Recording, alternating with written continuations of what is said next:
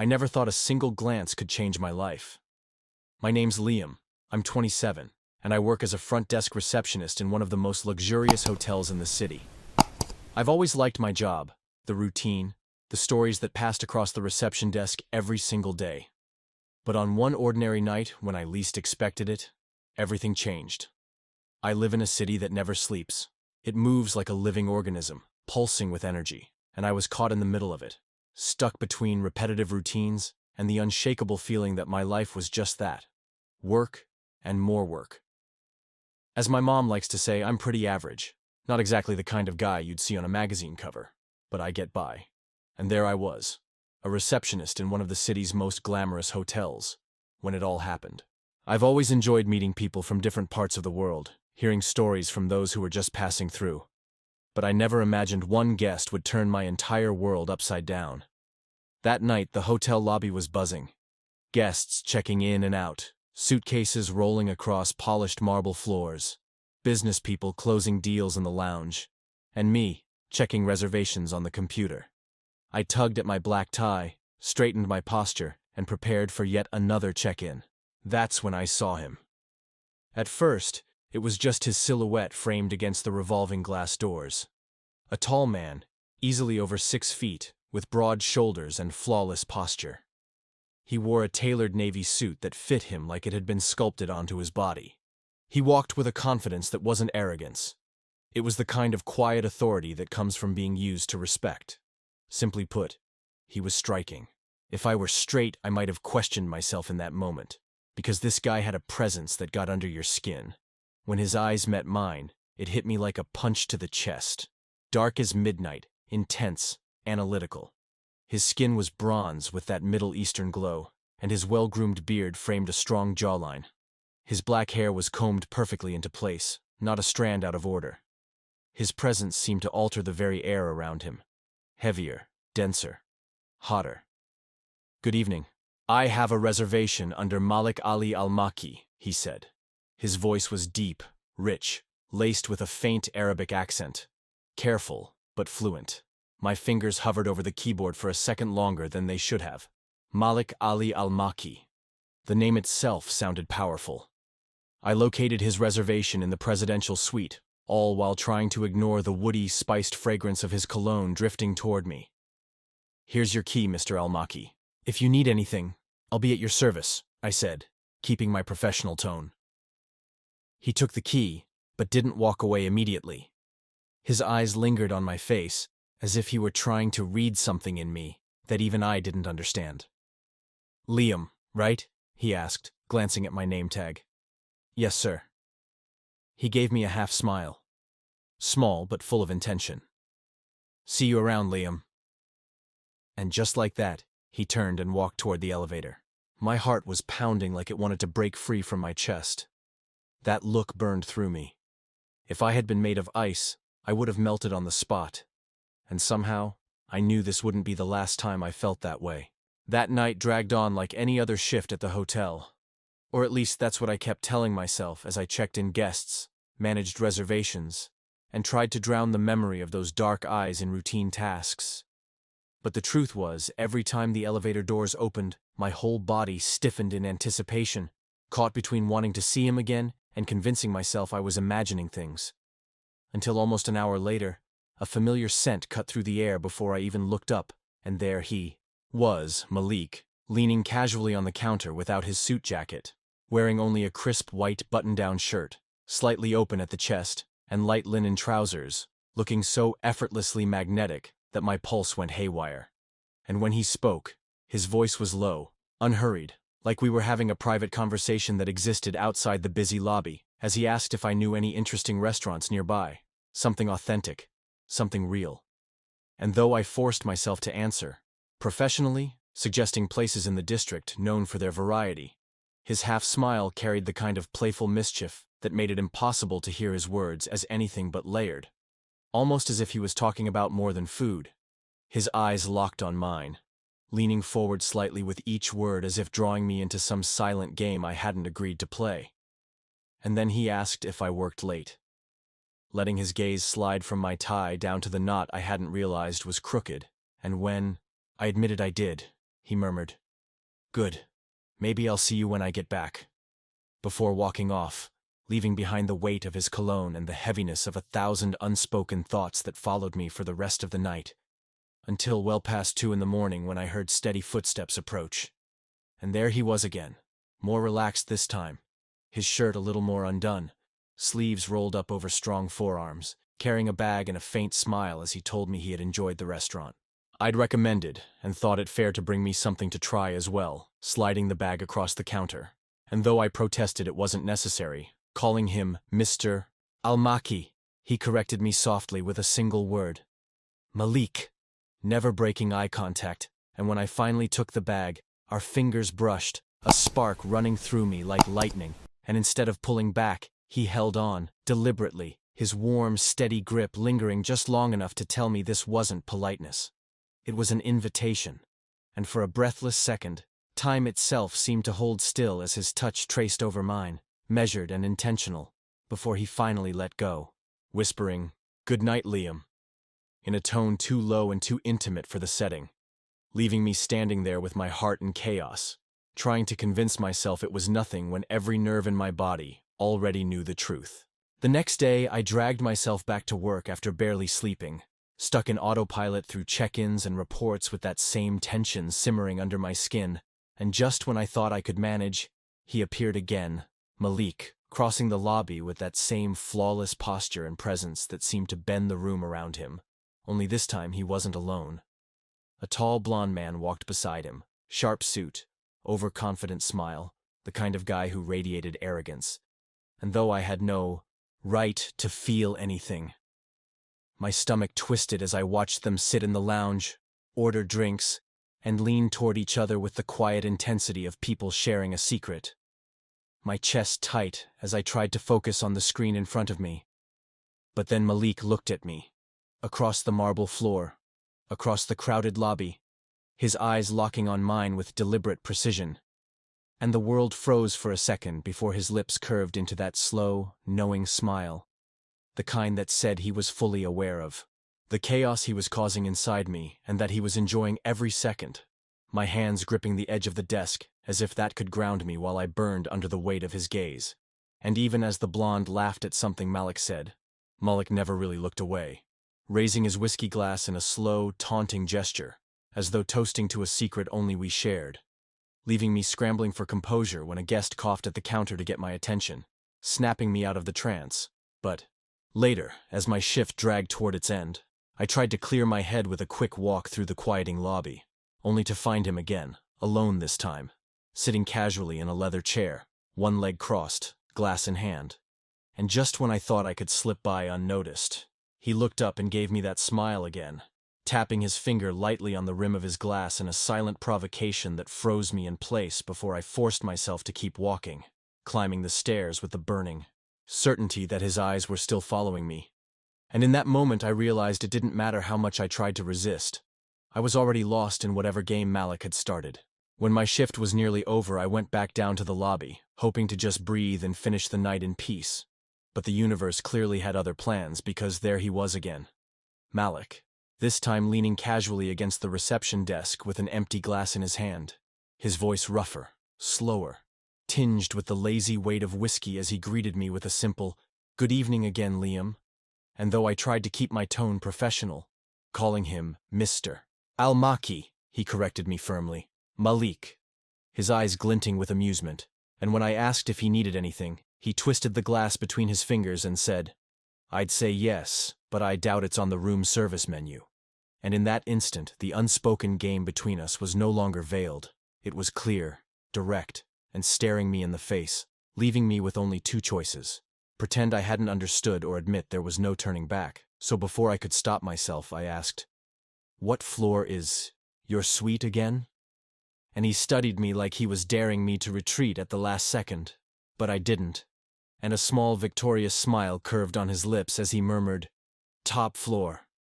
And with my heart hammering against my ribs, I told him, "Wait for me at the elevator." My hands cold and my pulse racing as he walked away without looking back. And soon enough we were standing side by side inside the elevator, the panel glowing with the number 50, the penthouse, the silence thick as his shoulders, squared, and his hands slid casually into his pockets, eyes fixed ahead, calm on the surface, but with an intensity I could feel radiating from him. And then, just for a moment, he turned his face toward me, and those dark eyes weren't calm at all. They were blazing with the same hunger that had been consuming me since the first time we met.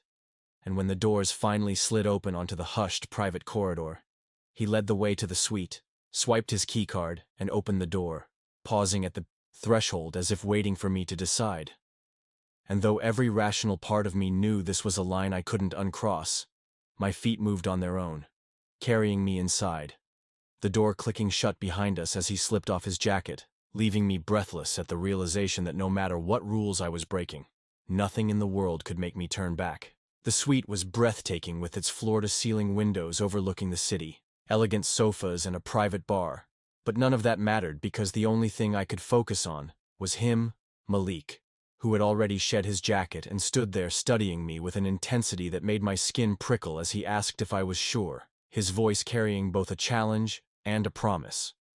And instead of answering, I simply stepped closer until I could feel his breath against mine, and then I kissed him. The shock of that first touch running through me like fire. And he didn't hesitate, pulling me in with a force that left no space between us, his hands firm and warm, his mouth urgent, and I gave in completely, drowning in the heat of his presence until the world outside vanished. The city lights and sounds becoming nothing more than background noise as time seemed to stop within those walls.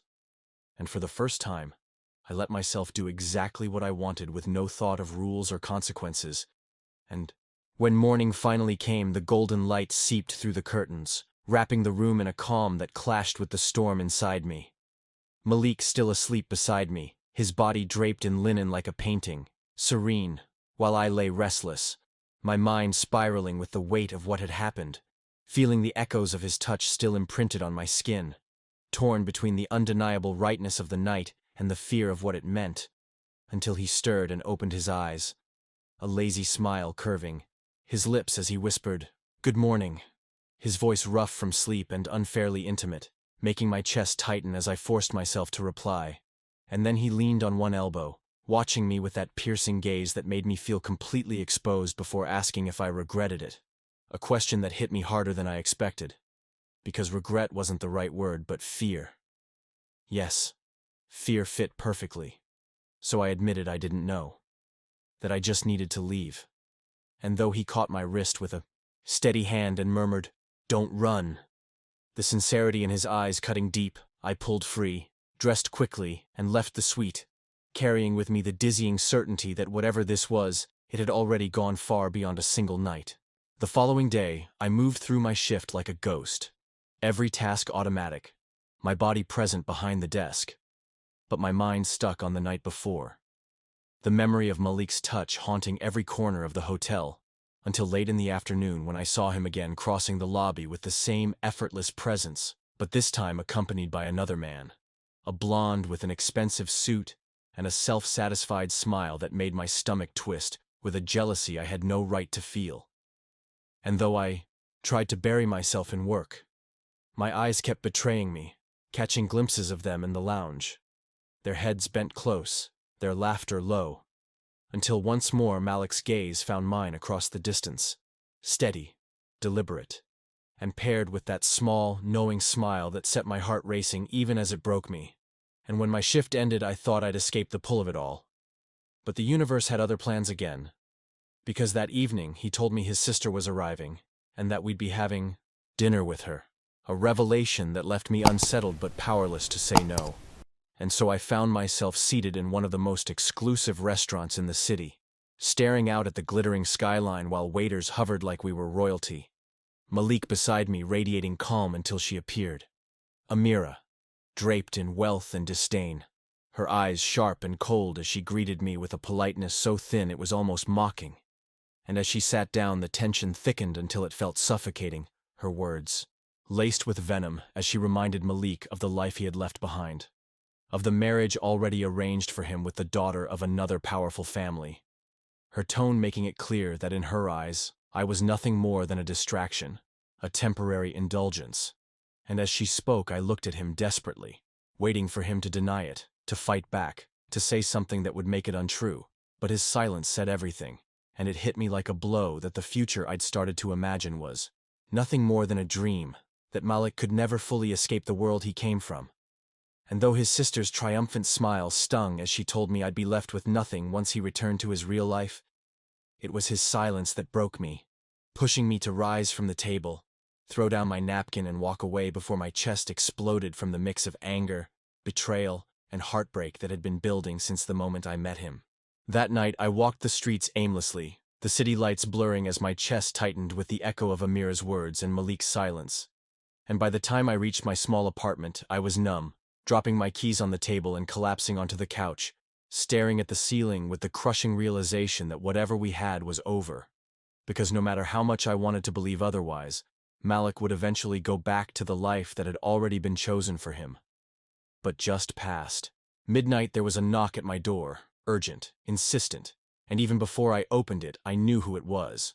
And when I pulled it open, there stood Malik, his tie undone, shirt buttons loosened, hair slightly disheveled, eyes stormy and desperate as he stepped inside without waiting for permission, telling me I had left before he could speak, his voice raw with frustration as I shot back asking what he could possibly say, that his sister was wrong, that he'd stay, that he'd choose me over everything, waiting for him back home. And when he clenched his jaw and ran a hand through his hair, I saw the weight of it tearing him apart as he admitted he didn't know how, that he hated the life laid out for him but couldn't lose me. And I laughed bitterly through the ache in my chest, telling him he did have a choice if he really wanted one. And that's when his eyes burned into mine, and he said he'd already chosen, his voice steady, final. And when I demanded to know why we were still having this conversation, he stepped closer, took my face in his hands with a desperation that shook me to the core and whispered that he didn't know how to live without me. And all the walls I had built crumbled in that moment as I pulled him to me and our lips collided in a kiss that felt less like desire and more like survival. Every ounce of fear and longing and defiance poured into it until we were both trembling. And when he finally pulled back just enough to meet my eyes, breathless and fierce, he said it with absolute certainty. "I'm staying. I'll build my life here. I'll fight whoever I need to fight, but I won't lose you." And for the first time since this began, I believed him. Because in that moment, I could see it in his eyes. This time he wasn't running, and whatever storms came, we'd be facing them together. The next day, reality came crashing back faster than either of us expected when Malik's phone rang, and before he even answered, I knew it was her, Amira. Her voice sharp enough through the receiver that I could almost feel the venom in every word as she accused him of destroying their family's name, of throwing away everything for a foolish whim, her tone dripping with contempt as she insisted I wasn't part of his world and never would be. But instead of faltering, Malik squeezed my hand, steady and unshakable, and told her calmly but firmly that I was his world now, his voice like a line in the sand. And though the silence on the other end stretched on like an eternity, it finally broke with her bitter laugh before she spat out that he was dead to them, that he was no longer her brother. And when he ended the call, the weight of it was written in his eyes. But there was no hesitation in his voice as he whispered that if this was the cost of being free, so be it. And as he pulled me into his arms, I knew it wasn't bravado, it was resolve, the first real break from the cage he'd lived in all his life. And in the months that followed, everything began to change. His company officially opened its new branch in the city. He bought an apartment that quickly became our home. And for the first time, Malik wasn't the untouchable prince from a distant world, but simply himself, the man who cooked coffee badly in my tiny kitchen and fell asleep with his head on my chest after long days, the man who loved me openly even if it cost him everything he'd been born into. And a year later, when we sat together in a modest restaurant far from the glittering skyline, just the two of us sharing a bottle of wine, he took my hand and told me that if anyone had told him a year earlier this would be his life, he would have laughed. But now he had never felt so free. And as I looked at him across the table with all the weight of what we had endured, I realized I didn't need grand declarations or promises of forever, because the truth was already written in the way he looked at me, the way he held me, the way he stayed. And for the first time there was no fear, no secrecy, no doubt. Only us, together. finally free to choose our own story. So in the end, I kept asking myself, can love really break every barrier? Can it really survive the weight of tradition, distance, and fear? Or was I just lucky enough to stumble into a story that somehow defied all odds? Because the truth is, life doesn't always give us control. Sometimes it throws us into battles we never asked for. And yet in the middle of all that chaos, in the pull of something impossible, I found Malik. And together we built something real when everything around us said it couldn't last. And maybe that's why I'm telling you this, because I wonder if you've ever lived through something like it. Something that felt impossible but still found a way to work. And if you have, I want to hear your story too. So leave it in the comments below. I'll be reading. And if this one touched you, don't forget to hit the like button, subscribe to the channel, and turn on the notifications, because that's how I can keep bringing you stories like this. And who knows, maybe the next one will remind you that sometimes the most unexpected glances are the ones that change everything.